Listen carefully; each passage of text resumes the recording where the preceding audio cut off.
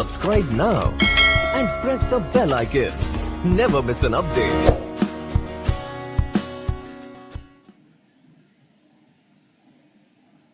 नमस्कार प्यारे साथियों, आप सभी का आपके अपने YouTube channel DR brother classes में हार्दिक स्वागत है।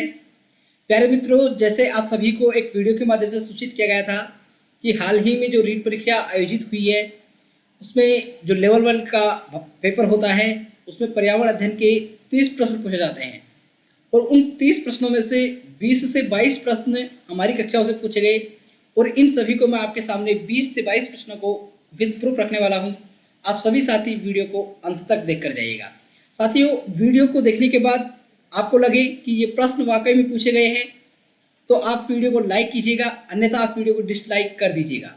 लेकिन साथियों, वीडियो पूरा देखिएगा और अगर आपको प्रश्न पूरे मिलते हुए दिखाई दे यहाँ से तो आप इस वीडियो को अपने साथियों के साथ जरूर शेयर कीजिएगा, जिससे उनको भी पता लग सके कि DR ब्रदर क्लासेस से सीधे सीधे प्रश्न परीक्षा में पूछे गए थे।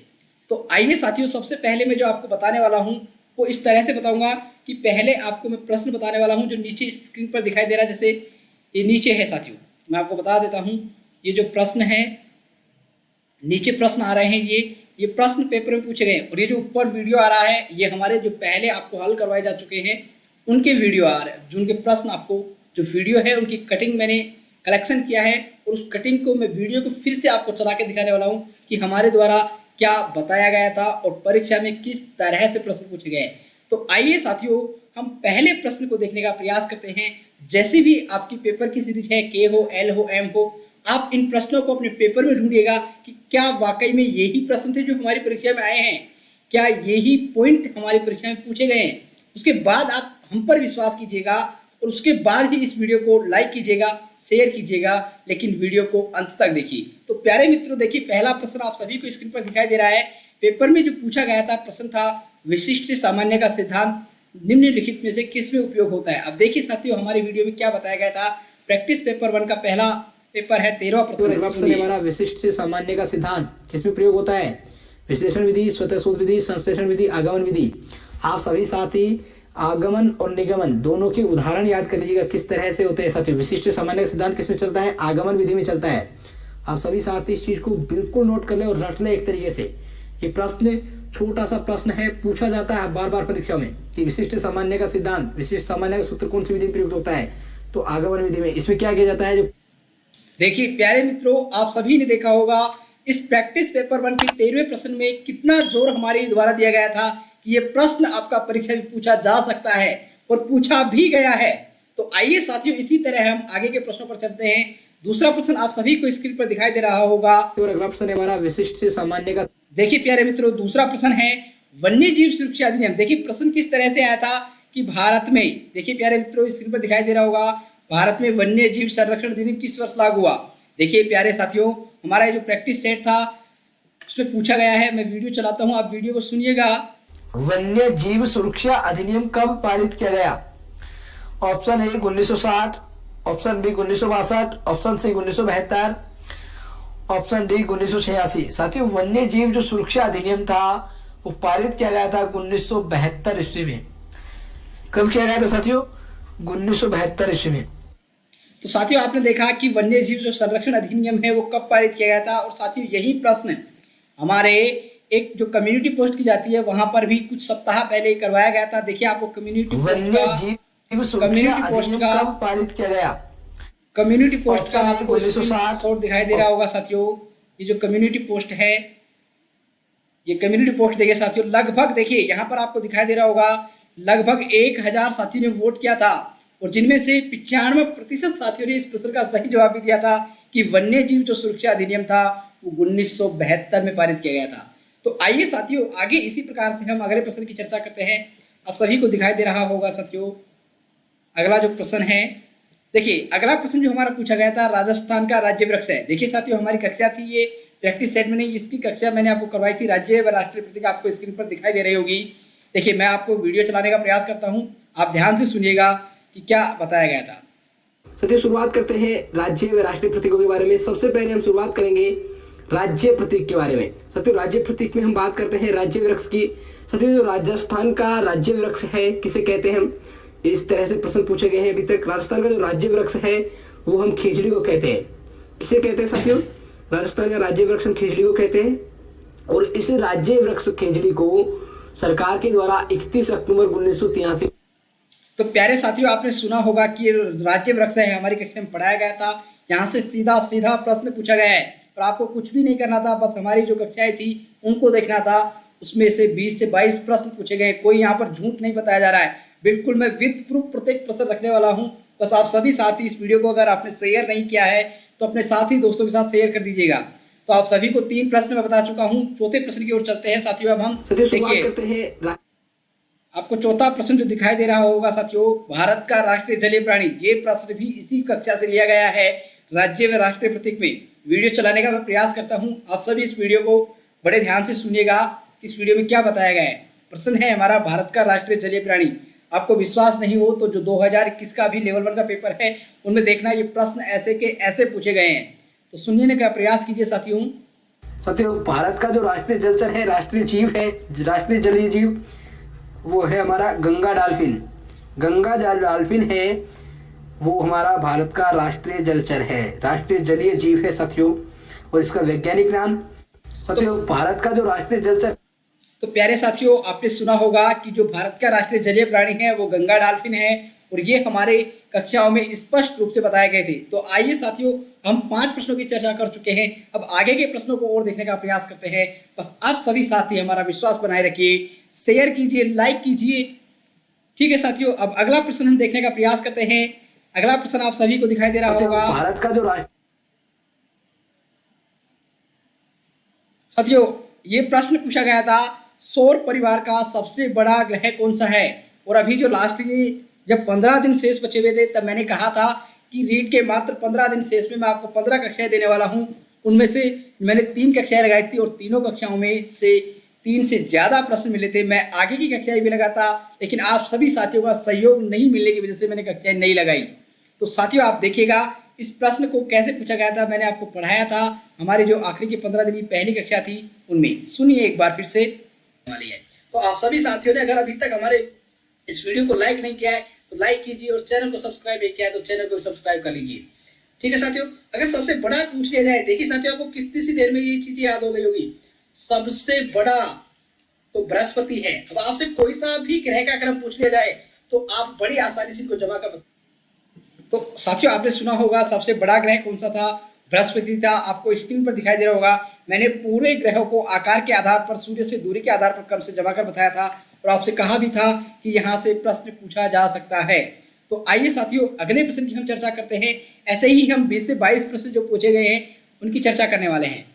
साथियों, अगला प्रश्न आप सभी को स्क्रीन पर दिखाई दे रहा होगा। सभी ऊंटों का देवता। देखिए साथियों, सीधा प्रश्न पूछा गया था, राजस्थान में किस देवता को ऊंटों का देवता के नाम से जाना जाता है। साथियों, मैंने राजस्थान के लोक देवता के नाम से 50 प्रश्न हल करवाए थे। आप सभी साथी इन सब वीडियो को हमारे चैनल पर सर्च करके देख सकते हैं। इन सभी वीडियो के लिंक आपको डिस्क्रिप्शन बॉक्स में दिए गए हैं, आप वहां से प्रत्येक लिंक को खोलकर देख सकते हैं। ये प्रश्न आज से कई महीनों पहले हमारे चैनल पर हल करवाए जा चुके थे। देखिए साथियों, ऊंटों का देवता आप सब सुनने का प्रयास कीजिएगा। ऊंटों का देवता व लक्ष्मण का अवतार किसे माना जाता है? ऊंटों का देवता और लक्ष्मण का अवतार वीर बिग्गा जी, वीर भत्ता जी, तेजा जी, पाबू जी। तो साथियों, ऊंटों का जो देवता है वो पाबू जी को माना जाता है। ऑप्शन नंबर द इसका राइट आंसर है। तो साथियों, आपने सुना कि जो ऊंटों का देवता है ये भी हमारी कक्षा में बताया गया था और ये प्रश्न रीट में पूछा गया है। तो प्यारे साथियों, इसी प्रकार से आगे के प्रश्नों की हम चर्चा करते हैं। आप सभी बस धैर्य बनाए रखें, ऊंटों का देखने का प्रयास कीजिए। साथियों, ये स्वच्छ भारत मिशन कब शुरू किया गया था? साथियों, हमारी कक्षा थी वस्त्र एवं आवास की, लगभग 50 मिनट की कक्षा थी और इसमें मैंने आपको साफ साफ बताया था कि स्वच्छ भारत मिशन कब शुरू किया गया था। साथियों, मैं बताऊंगा नहीं, आप खुद कक्षा देखिएगा। इस कक्षा में वहां से मैंने सबके वीडियो कट किए हैं, रिकॉर्ड किए हैं और आपको दिखाने का प्रयास किया है विद प्रूफ। कई साथी कह रहे थे कि आपने ऐसे ही कह रहे हैं कि 20 से 22 प्रश्न पूछे गए, लेकिन मैंने कहा था साथियों आपसे कि मैं विद प्रूफ बात करूंगा, बिना प्रूफ के कुछ भी बात नहीं करने वाला हूं। तो आप खुद सुनने का प्रयास कीजिए। को पता होगा, स्वच्छ भारत अभियान हमारे भारत में स्वच्छता के लिए चलाया गया था। स्वच्छ भारत अभियान कब चलाया गया था? जिन भी साथियों को पता हो एक बार कमेंट करें साथियों। स्वच्छ भारत अभियान है वो चालू किया गया था, शुरू किया गया था 2 अक्टूबर 2014 को 2 अक्टूबर 2014 को स्वच्छ भारत अभियान की शुरुआत की गई थी साथियों। तो प्यारे साथियों, आपने सुना कि स्वच्छ भारत मिशन की शुरुआत कब की गई थी और यह प्रश्न भी हमारी कक्षा में पढ़ाया जा चुका था और यहाँ से सीधा सीधा प्रश्न एग्जाम में पूछा गया है।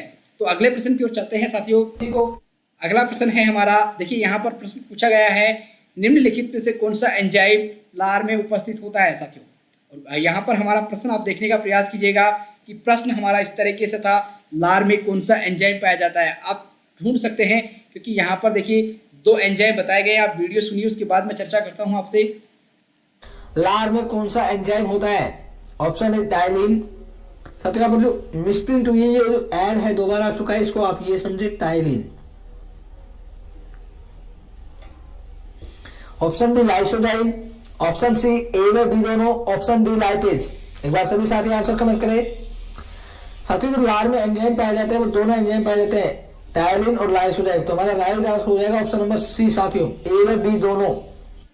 तो प्यारे साथियों, आपने देखा कि लार में जो है 2 प्रकार के एंजाइम पाए जाते हैं, टाइलिन और लाइसोजाइम। आप सभी को ऑप्शन में देखिएगा, ऑप्शन में 4 नाम दिए गए थे, आपको ये ढूंढना था कि निम्नलिखित में से कौन सा एंजाइम लार में उपस्थित होता है। देखिए साथियों, साफ साफ दिया हुआ है यहाँ पर टाइलिन। टाइलिन के अलावा यहाँ पर जो हमारा है लाइसोजाइम नहीं दिया गया है। अगर लाइसोजाइम दिया होता तो दोनों हो जाते, लेकिन आपको जो ढूंढना था और टाइलिन हमारा है, तो हमारा ऑप्शन डी इस प्रकार से इसका राइट आंसर हो जाता, जो रीट 2021 में पेपर पूछा गया है। तो प्यारे साथियों, आपने देखा होगा कि अब तक के पूछे प्रश्न बिल्कुल हमारी कक्षाओं से पूछे गए हैं और आगे के प्रश्न भी आप देखिए साथियों किस तरह से आपको मिलने वाले हैं। देखिए साथियों, अगला प्रश्न है, अगला जो प्रश्न पूछा गया था, बर्फ से बनाया गया घर क्या कहलाता है। देखिए साथियों, ये प्रश्न हमारे कम से कम 3 जगह करवाया जा चुका था, 1 बार कक्षा में और 2 बार प्रैक्टिस सेटों में आ चुका है। अब सभी साथी पहले कक्षा का देखने का प्रयास कीजिए कि जो कक्षा में पूछा गया है। शीतकालीन आवास है, क्या है साथियों? शीतकालीन आवास है ये। शीतकालीन आवास। और साथियों जो आवास है इग्लू, वो बर्फ के द्वारा बनाया जाता है। किसके द्वारा बनाया जाता है? बर्फ के मकान। आप सभी साथी ध्यान रखें, इग्लू जो है एस्किमो जनजाति के शीतकालीन आवास है और ये बर्फ के बने हुए मकान होते हैं जो कि टुंड्रा प्रदेश में। प्यारे साथियों, आप सभी ने इस वीडियो में सुना कि जो बर्फ से बनाया गया घर है वो इग्लू कहलाता है। आप सभी साथियों को एक और प्रैक्टिस सेट में प्रश्न हल करवाया गया था इसी प्रकार का। देखिए आप सभी साथी फिर से सुन सकते हैं इसको। क्या होता है साथियों? इग्लू जो होता है, एस्किमो जाति जो होती है, एस्किमो जनजाति, उसका शीतकालीन आवास होता है इग्लू, जो कि किसके द्वारा बनाया जाता है? बर्फ के द्वारा बनाया जाता है और अंदर से गर्म रखने के लिए इसके लिए। प्यारे साथियों, आप सभी को ये क्लियर हो गया होगा कि जो इग्लू है वो बर्फ से बनाया हुआ मकान होता है और ये प्रश्न हमारे द्वारा पढ़ाया जा चुका था, हल करवाया जा चुका था, जिससे यह प्रश्न आपके एग्जाम में सीधा सीधा हमारे प्रैक्टिस पेपर और कक्षाओं में से पूछा गया है। प्यारे साथियों, अगले प्रश्न की ओर चलते हैं। अगला प्रश्न आप सभी को हमारी स्क्रीन पर दिखाई दे रहा है। ये जो प्रश्न है रीट में पूछा गया था कि निम्नलिखित में से उस त्योहार को चुनिए जो श्रावण पूर्णिमा को मनाया जाता है। प्यारे साथियों, इस वीडियो को सुनिएगा, उसके बाद जो हमारे प्रैक्टिस पेपर में हल करवाया गया था। माहेश्वरी व कायस्थ समाज के लोग रक्षाबंधन मनाते हैं। माहेश्वरी व कायस्थ समाज के लोग जो है रक्षाबंधन कब मनाते हैं? भाद्रपद शुक्ल चतुर्थी को, श्रावण पूर्णिमा को, श्रावण शुक्ल तृतीया को, आश्विन पूर्णिमा को। आप सभी साथी जानते हैं हमारे भारतवर्ष में जो हम सामान्य रूप से जो रक्षाबंधन मनाते हैं वो श्रावण पूर्णिमा को मनाई जाती है। ठीक है साथी, लेकिन यहाँ पर प्यारे साथियों, आप सभी को आपके प्रश्न का जवाब मिल चुका है कि जो श्रावण की पूर्णिमा को है वो हमारे रक्षाबंधन मनाया जाता है। तो प्यारे साथियों, आप सभी को डाउट क्लियर हो गया होगा कि जो प्रश्न हैं हमारी कक्षाओं में से पूछे जा रहे हैं। आगे के प्रश्नों की हम चर्चा करते हैं साथियों। अगला प्रश्न है, आप सभी को स्क्रीन पर दिखाई दे रहा है, रेड डाटा बुक कौन प्रकाशित करता है? ये प्रश्न पूछा गया था हमारे द्वारा। जो प्रैक्टिस पेपर था उसमें जो प्रश्न हल करवाया गया है वो देखिए साथियों, एक बार सुनने का प्रयास कीजिए इस वीडियो की कटिंग को। रेड डाटा बुक किससे संबंधित है? ऑप्शन ए नदियों में प्रदूषण, ऑप्शन बी घटता भूगर्भ जल स्तर, ऑप्शन सी विलुप्ति के करीब जीव, ऑप्शन डी वायु प्रदूषण। साथियों जो रेड डाटा बुक है वो किससे संबंधित है? एक बार कमेंट बॉक्स में कमेंट करें साथियों कि कौन सा आंसर इसका सही होगा। जो भी साथी देख रहे हैं वो साथियों जो रेड डाटा बुक है वो विलुप्त होते हुए जो जीव है, विलुप्ति के करीब जो जीव है उनसे संबंधित है। तो हमारा राइट आंसर हो जाएगा ऑप्शन नंबर सी। साथियों जो रेड डाटा बुक है इसका प्रकाशन किसके द्वारा किया गया था? रेड डाटा बुक का जो प्रकाशन है वो IUCN के द्वारा किया गया था।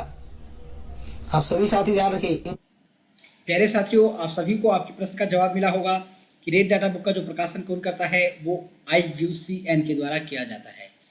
तो प्यारे साथियों, अगले प्रश्न की हम चर्चा करते हैं। आप सभी साथी अपने प्रश्न गिनते हुए चले कि कितने प्रश्न हो चुके हैं। हमने जो वादा किया था आपसे 20 से 22 प्रश्न, आपके 22 प्रश्न पूरे मिलने वाले हैं। एक भी प्रश्न आपका कम नहीं मिलेगा। प्यारे साथियों, आप सभी को अगर पुष्टि हो रही है कि ये प्रश्न हमारे द्वारा हल करवाए जा चुके थे और जो परीक्षा में सीधे सीधे पूछे गए हैं, तो वीडियो को लाइक करते रहे और ज़्यादा से ज़्यादा साथियों के साथ शेयर करें, जिससे और भी साथियों को पता चले कि DRB की कक्षाओं से सीधे सीधे प्रश्न एग्जाम में पूछे गए हैं। अगला प्रश्न है साथियों, आप सभी को दिखाई दे रहा है, जैव विविधता दिवस कब मनाया जाता है? ये प्रश्न भी प्रकाश सर की कक्षा में से प्रकाश सर के द्वारा जो प्रैक्टिस सेट हल करवाए गए थे हमारे चैनल पर, उसमें है 813वां नंबर का प्रश्न है। देखिए साथियों, सुनने का प्रयास कीजिएगा वीडियो की कटिंग को। निम्नलिखित में से कौन सा एक कथन सुमेलित नहीं? विश्व जैव विविधता दिवस 1 दिसंबर को। क्या विश्व जैव विविधता दिवस 1 दिसंबर को मनाया जाता है? अंतर्राष्ट्रीय ओजोन संरक्षण दिवस 16 सितंबर को। विश्व नम भूमि दिवस 2 फरवरी को। विश्व पृथ्वी दिवस 22 अप्रैल को। जी हाँ प्यारे साथी, तो विश्व जैव विविधता दिवस मनाया जाता है 22 मई को। कब? 22 मई को मनाया जाता है, ठीक है ना। 22 मई को मनाया जाता है, 1 दिसंबर को ये चीज नहीं मनाई जाती। 1 दिसंबर को विश्व एड्स दिवस होता है। कौन सा? विश्व एड्स दिवस मनाया जाता है। देखो ये तो है 22 मई को। कब है? प्यारे साथियों, आप सभी को आपके प्रश्न का जवाब मिल गया होगा कि जो विश्व जैव विविधता दिवस है वो 22 मई को मनाया जाता है। आशा करता हूँ इस प्रश्न का जवाब हमारी कक्षाओं से सीधा सीधा पूछा गया है। प्यारे साथियों, अगला प्रश्न है साथियों, आप सभी को स्क्रीन पर दिखाई दे रहा होगा कि जल दिवस कब मनाया जाता है। आप सभी हमारे जो प्रैक्टिस पेपर में हल करवाया गया प्रश्न है, ये सभी जो प्रैक्टिस पेपर है, कौन से प्रैक्टिस पेपर है, कौन से प्रैक्टिस पेपर से प्रश्न पूछा गया है, आप सभी को डिस्क्रिप्शन बॉक्स में इन सभी वीडियो के लिंक मिलने वाले हैं। आप सभी साथी उस वीडियो को इन प्रश्न नंबर पर जाकर चेक कर सकते हैं कि यही प्रश्न उन प्रैक्टिस सेटों में हल करवाए गए थे। मेरे साथियों, इस वीडियो को आप सुनने का प्रयास कीजिएगा। 14 अप्रैल को मनाया जाता है राष्ट्रीय जल दिवस। आप सभी साथी सोच रहे होंगे 22 मार्च क्यों नहीं बताया? साथियों 22 जो मार्च है, इस 22 मार्च को हम विश्व जल दिवस मनाते हैं। मित्रों आप सभी साथी इस प्रश्न को नोट कर लीजिएगा, कंफ्यूज होते होंगे बार बार सभी साथी। तो विश्व जल दिवस अगर आपसे पूछा जाए तो 22 मार्च को मनाते हैं और राष्ट्रीय जल दिवस 14 अप्रैल को। तो हमारा प्यारे साथियों, आपका डाउट क्लियर हुआ होगा। आप सभी को बता दूं कि राष्ट्रीय जल दिवस अलग है और विश्व जल दिवस अलग है। अभी वीडियो के एक्सप्लेनेशन में आपने सुना कि विश्व जल दिवस है जो 22 मार्च को मनाया जाता है और आपका राइट आंसर इस प्रश्न में विश्व जल दिवस था। और प्यारे साथियों, यही प्रश्न जल दिवस का हमारे जो EVS के ऑनलाइन टेस्ट करवाए गए थे उनमें सीधा सीधा पूछा गया था। आप सभी को स्क्रीन पर दिखाई दे रहा होगा, जिन भी साथियों ने हमारे EVS के ऑनलाइन टेस्ट दिए होंगे उन सबको पता होगा कि इन टेस्टों में लगभग 100 से 150 विद्यार्थियों ने ये टेस्ट दिए थे ऑनलाइन, जो हल करवाए गए थे हमारे चैनल पर। तो उसमें ये प्रश्न सीधा सीधा पूछा गया था। आप सभी को स्क्रीन पर दिखाई दे रहा होगा, इसका सही जो प्रश्न आंसर है वो भी आपको दिख रहा होगा। चलते हैं साथियों अगले प्रश्न की ओर। अगला जो प्रश्न है आपका, जो प्रश्न पूछा गया है, रानीखेत बीमारी किससे संबंधित, जो रानीखेत रोग है किससे संबंधित है? हमारे EVS के जो प्रैक्टिस सेट है ओल्ड वाले 90वें प्रैक्टिस सेट का ये प्रश्न है, 90वां प्रश्न है। आप सभी देखिए साथियों, इस वीडियो को सुनने का प्रयास कीजिएगा, आपका प्रश्न का जवाब मिल जाएगा। सबसे पहले हम जान लेते हैं रानीखेत जो बीमारी होती है वो किससे संबंधित है, किस में पाई जाती है? रानीखेत जो बीमारी है साथियों मुर्गियों में पाई जाती है। किस में पाई जाती है? मुर्गियों में पाई जाती है। और इसके लिए हम F1RDT। प्यारे साथियों, आपके प्रश्न का जवाब आपको मिल चुका होगा कि जो रानीखेत रोग है वो मुर्गियों से संबंधित है। अगले प्रश्न की ओर चलते हैं। प्यारे साथियों, आप सभी को दिखाई दे रहा है सीताबाड़ी का मेला शहरी जनजाति कुंभ। ये प्रश्न सीधे सीधे रीट 2021 के पेपर EVS में पूछे गए हैं। आप सभी साथी रीट 2021 EVS का पेपर मिलाइएगा। कोई सी भी सीरीज हो, प्रश्नों की संख्या अलग हो सकती है, लेकिन प्रश्न आपको यही मिलने वाले हैं। और हमारे प्रैक्टिस पेपर में पहले ही ये प्रश्न हल करवाए जा चुके थे। मेरे साथियों देखिएगा, इस प्रश्न का जवाब भी आपको मिलेगा प्रकाश सर की कक्षा से, जो EVS 100+ प्रैक्टिस सेट की सीरीज चलाई गई थी हमारे इस चैनल पर, उसमें से ये प्रश्न है। सुनने का प्रयास कीजिएगा साथी वीडियो को। ठीक है ना। अब हम देखते हैं कि सीताबाड़ी का मेला ये कहाँ लगता है? 12 में लगता है। कहाँ लगता है? 12 में लगता है प्यारे साथी। कहाँ लगता है? 12 में लगता है। सीताबाड़ी का मेला 12 में लगता है। शाहबाद तहसील 12 कब लगता है? ज्येष्ठ अमावस को। कब? ज्येष्ठ अमावस को लगता है। देखो ये जो मेला है ना सीताबाड़ी वाला, इसको सहरिया जनजाति का कुंभ कहा जाता है। किसको? सहरिया जनजाति का कुंभ कहा जाता है। सीताबाड़ी का मेला सहरिया जनजाति का कुंभ कहलाता है। क्या कहलाता है? सहरिया जनजाति का कुंभ कहलाता है। ठीक है ना। हाँ। प्यारे साथियों, आपको आपके प्रश्न का जवाब मिल गया होगा कि सीताबाड़ी का जो मेला है सहरिया जनजाति कुंभ जिसे हम कहते हैं वो 12 जिले में भरता है। प्यारे साथियों, आपको एक बात और बता दूं कि जो प्रश्न हमारे द्वारा बनाए गए थे वो एक प्रश्न हल करवाने के माध्यम से ऐसे नहीं करवाए गए थे कि एक प्रश्न के माध्यम से आपको एक प्रश्न हल करवाया जाए बस आंसर बता दिया जाए। इस प्रकार से प्रश्न डिजाइन किए गए थे कि प्रत्येक प्रश्न के जो चारों ऑप्शन है उन चारों ऑप्शनों से प्रश्न बनते थे और यही कारण है कि हमारी कक्षाओं से इतने ज़्यादा प्रश्न आपको देखने को मिले हैं। तो प्यारे साथियों, अगले प्रश्न की ओर चलते हैं। अगला प्रश्न आप सभी को दिखाई दे रहा होगा। मेहरानगढ़ दुर्ग को विश्व का 8वां आश्चर्य किसने कहा है? ये प्रश्न हमारा टेस्ट का था, लेकिन रीट में जो प्रश्न पूछा गया है वो प्रश्न देखिए साथियों, इस प्रकार से पूछा गया था। चिड़िया टूक के नाम से कौन सा दुर्ग जाना जाता है? आप सभी इस वीडियो को सुनने का प्रयास कीजिएगा, आपको इसका जवाब जरूर मिलने वाला है। मेहरानगढ़ दुर्ग को विश्व का 8वां आश्चर्य किसने कहा है? साथियों, मेहरानगढ़ दुर्ग इसको विश्व का 8वां आश्चर्य किसने कहा था? Rudyard Kipling, colonel James Tod, Jacqueline Kennedy, Amir Khusrau. साथियों, जो मेहरानगढ़ दुर्ग है सबसे पहले आपको ये जान लेना चाहिए कि ये कहाँ है, क्योंकि इससे संबंधित प्रश्न पूछे जाते हैं। साथियों, मेहरानगढ़ का जो दुर्ग है वो जोधपुर जिले में स्थित है और इस दुर्ग को मयूरध्वज, मयूरगढ़ नामों से जाना जाता है क्योंकि इसकी मोर जैसी आकृति है और मोर जैसी आकृति होने के कारण इसको मयूरगढ़ के नाम से जाना जाता है। और साथियों, ये चिड़िया टूंक पहाड़ी पर स्थित है। आप सभी साथी जान रहे जोधपुर में चिड़िया टूंक पहाड़ी है, वहां पर स्थित है और इसको विश्व का। प्यारे साथियों, आपको आपके प्रश्न का जवाब मिल चुका होगा कि चिड़िया टूंक पहाड़ी पर जो दुर्ग स्थित है उसी का नाम चिड़िया टूंक पर्वत है, मेहरानगढ़ दुर्ग को कहते हैं। तो प्यारे साथियों, अगले प्रश्न की ओर चलते हैं। अगला प्रश्न जो है आप सभी मेहरानगढ़ स्क्रीन पर दिखाई दे रहा होगा। आप सभी साथी इस प्रश्न को बड़े गौर से सुनिएगा क्योंकि साथियों रोग से संबंधित आपके प्रश्न इस प्रकार से पूछा गया था। मैं आपको आगे की स्लाइड में प्रश्न दिखाने वाला हूं, लेकिन आप सभी इस वीडियो को बड़े गौर से सुनिएगा कि 4 रोग आपके प्रश्न में पूछे गए थे 2021 के पेपर में। यहाँ पर आपको जो 2 ऑप्शन हैं वो सुनने हैं बड़े मनोयोग से, क्योंकि साथियों इन 2 विकल्पों से ही आपका जो प्रश्न 2021 में पूछा गया है वो आपका सही होने वाला है। और साथियों, उसके जो 4 रोग थे वो 4 रोग भी हमारे अलग अलग वीडियो में हल करवाए गए हैं, लेकिन इन 2 प्रश्नों से ही, इन 2 विकल्पों से ही आपका प्रश्न सोल्व हो रहा है। तो बड़े ध्यान से सुनिएगा साथियों। तो विकलांग सा बना देती है। उसके बाद हम जानते हैं इन बीमारियों के बारे में। कोलेरा रोग, कोलेरा जो रोग होता है उसे हम क्या कहते हैं? हैजा कहते हैं। क्या कहते हैं? हैजा कहते हैं। और ये एक प्रकार से आंत संबंधी संक्रामक रोग है जो कि विब्रियो कोलेरा बैक्टीरिया के कारण होता है। मैंने आपको पिछले वीडियो में बता दिया है कि हैजा जो रोग है इसके बारे में सामान्य जानकारी पहले बताई थी, फिर से नोट कर लीजिएगा। विब्रियो कोलेरा नामक बैक्टीरिया के कारण होता है। दूषित भोजन, दूषित पानी पीने के कारण भी यह रोग होता है साथियों। यक्ष्मा, यक्ष्मा क्या होता है साथियों? यक्ष्मा जो रोग होता है टीबी का रोग, टीबी या फिर क्षय रोग भी इसे कहते हैं। ये क्या करता है? फेफड़ों को प्रभावित करता है। और ये जो रोग होता है यक्ष्मा टीबी का रोग माइकोबैक्टीरियम ट्यूबरोक्यूलोसिस नामक जीवाणु से होता है। आप सभी साथी नोट कर सकते हैं, मैं एक बार फिर से बोल रहा हूँ, माइकोबैक्टीरियम ट्यूबरोक्यूलोसिस नामक जीवाणु से ये रोग होता है। उसके बाद प्यारे साथियों, आपने बड़े ध्यान से सुना। अब हम प्रश्न पर चलते हैं जो प्रश्न आपके एग्जाम में पूछा गया है।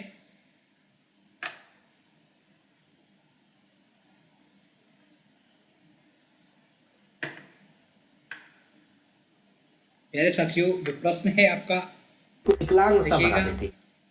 ये प्रश्न आपके एग्जाम में पूछा गया था।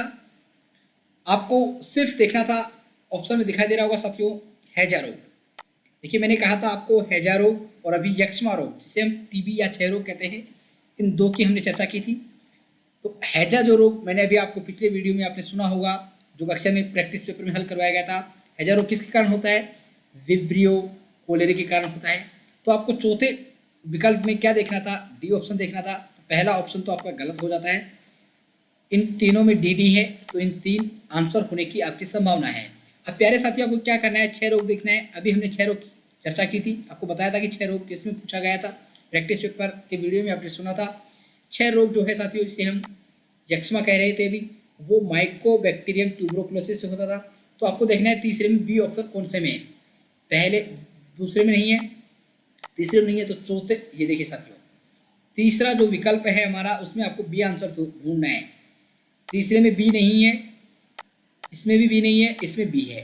तो आपको क्या करना था, इन 2 विकल्पों से ही आपका प्रश्न जो है सही हो रहा था। और ये जो अमीबियासिस रोग है, मलेरिया रोग है, इनको भी हमारी अलग अलग कक्षाओं में हल करवाया जा चुका है। लेकिन जब आपके इन 2 विकल्पों से ही इस प्रश्न को सही किया जा सकता है, तो हमने और इन रोगों के बारे में आपको वीडियो लेकर टाइम लंबा नहीं करने की कोशिश की है।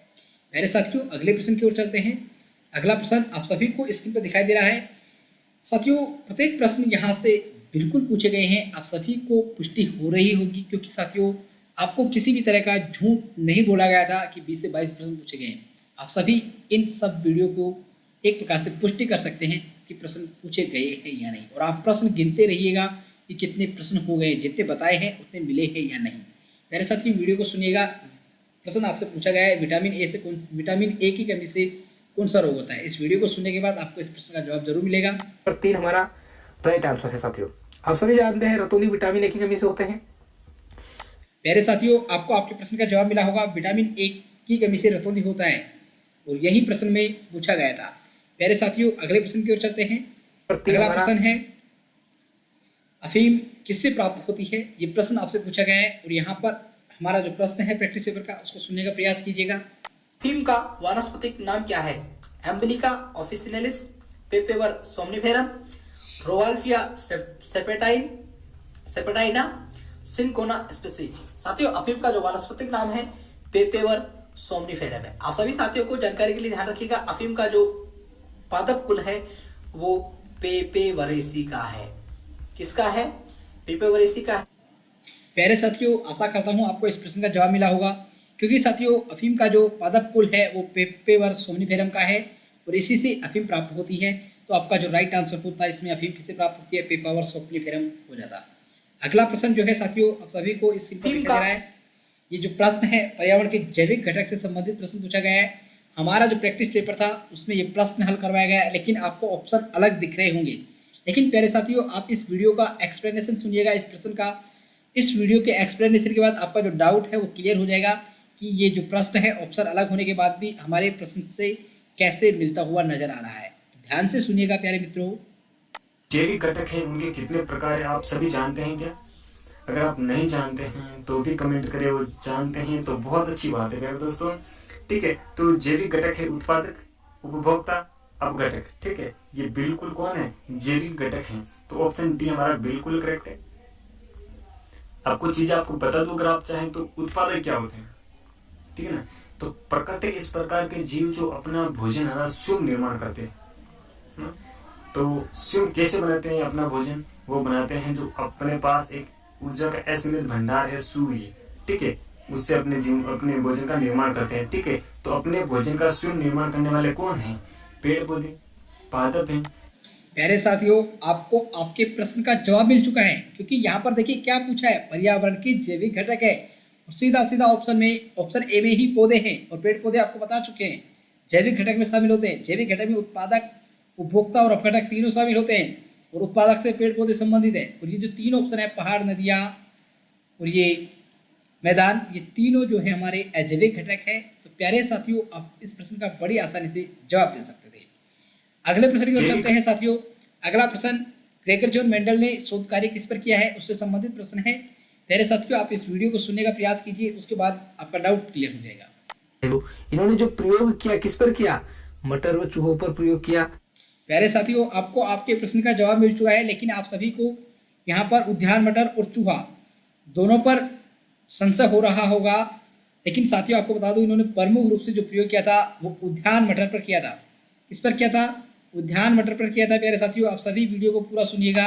इन्होंने क्या किया, इस सिद्धांत जो है वर्ण संकरता का, ये कहता है कि वर्ण संकर जो प्राणी होगी।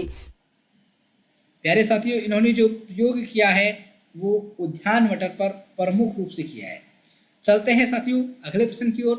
अगला जो प्रश्न है वो आपका है। इन्होंने जो प्रयोग किया किस पर, ये जो प्रश्न है साथियों रेलवे क्रॉसिंग का, वो सीधा सीधा एग्जाम में पूछा गया था, हमारे द्वारा कक्षा बनाई गई थी। लेकिन प्यारे साथियों, ये जो कक्षा है हमारे भूलवश मेरे हाथों से लगभग हमारे 30 वीडियो एक साथ डिलीट हुए थे, उन सभी को आपको वीडियो नहीं बताया जा सकता, लेकिन ये आपको स्क्रीनशॉट दिखाए जा रहे हैं जिनके माध्यम से ये प्रश्न हमारे पढ़ाई में से मिलने की पुष्टि करता है। देखिए साथियों, ये जो हमारा जो YouTube का वीडियो है उसका लिंक शेयर किया गया था, पर्यावरण अध्ययन यातायात और सड़क पर चलने के नियम यातायात के संकेत चिन्ह, लेकिन भूलवश वीडियो डिलीट हुआ है। और ये जो PDF है स्क्रीनशॉट दिखाई दे रहा है, इस किताब से, इस बुक की PDF से आपको हल करवाए गए थे, जो कि साफ साफ दिख रहा है रक्षित संपर्क और सिंकुल। यही प्रश्न आपके एग्जाम में पूछा गया था, कि चिन्ह पूछा गया था कि किससे संबंधित है, जो कि किससे संबंधित है, रेलवे क्रॉसिंग से संबंधित है प्यारे साथियों। तो साथियों, आप सभी ने प्रश्न गिन लिए होंगे, कितने प्रश्न हमारे पढ़ाए हुए में से मिले हैं। आप सभी ने अगर प्रश्न नहीं गिने हैं तो वापस से बैक करके एक एक प्रश्न को गिनिएगा। आपके 22 प्रश्न से एक भी कम प्रश्न यहाँ पर नहीं मिलने वाला है। जैसे मैंने आपको वीडियो के माध्यम से सूचित किया था कि मैं आपको विद प्रूफ बताने वाला हूँ, मैंने मेरा काम किया है प्यारे साथियों, विद प्रूफ आपके सामने सारे के सारे 22 प्रश्न रखे हैं। अगर आप सभी साथियों को लगा है कि 22 प्रश्न सीधे सीधे इनकी कक्षाओं से, DRB की कक्षाओं से पूछे गए हैं, तो प्यारे साथियों इस वीडियो को ज़्यादा से ज़्यादा लाइक करें और अपने साथी दोस्तों के साथ जरूर शेयर करें, जिससे उनको भी पता लग सके कि DRB की बहुत कम कक्षाओं में से EVS के 30 में से 22 प्रश्न मिले हैं, जो कि एक बहुत बड़ी बात है। क्योंकि साथियों, बड़ी बड़ी कोचिंगों में से 22 प्रश्न सीधे सीधे मिले ऐसा कभी कभार ही होता है। आपको बता दूं, हमारे मात्र 1000 या 1200 प्रश्न हल करवाए गए थे और उनमें से इतने प्रश्न मिलना अच्छी बात है। आप सभी का सहयोग रहा, आप सभी ने जो प्रेम मिला आप सभी से, उसी की बदौलत हम ये कार्य कर पाए। शायद आपकी तरफ से हमें और सहयोग मिलता तो और भी प्रश्न मिलते और भी अच्छी अच्छी कक्षाएं आपके लिए लगाई जाती, लेकिन आप सभी साथियों ने जितना सहयोग की हमें अपेक्षा थी उतना सहयोग हमें मिला नहीं। और प्यारे साथियों, इस EVS में ही नहीं, प्रत्येक पार्ट में प्रश्न हमारी कक्षाओं से पूछे गए हैं, चाहे लेवल 1 हो चाहे लेवल 2 हो। मैं उन सभी को आपके सामने विद प्रूफ रखने वाला हूं, लेकिन आपको उनकी PDF उपलब्ध करवाई जाएगी। आप सभी को वीडियो का लिंक, वीडियो का नंबर, प्रश्न नंबर बताया जाएगा। आप सभी उन वीडियो को सर्च करके खुद देख पाएंगे। और आप सभी साथियों जरूर हमारे पे विश्वास बनाए रखें, क्योंकि साथियों यहाँ पर आपको प्रत्येक प्रश्न जो भी मिला है वो ही बताया जाएगा, फालतू गलत प्रश्न नहीं बताए जाएंगे। आप सभी ने इस वीडियो को अंत तक देखा, उसके लिए आप सभी साथियों का बहुत बहुत धन्यवाद। तो प्यारे साथियों, वीडियो को जरूर शेयर कीजिएगा। अगर आपने अभी तक हमारे चैनल को सब्सक्राइब नहीं किया है तो सब्सक्राइब कर लीजिए, क्योंकि आने वाले समय में साथियों प्रत्येक प्रकार की जो शिक्षक भर्ती परीक्षाएं हैं उन सब की तैयारी इसी चैनल के माध्यम से आपको करवाई जाएगी।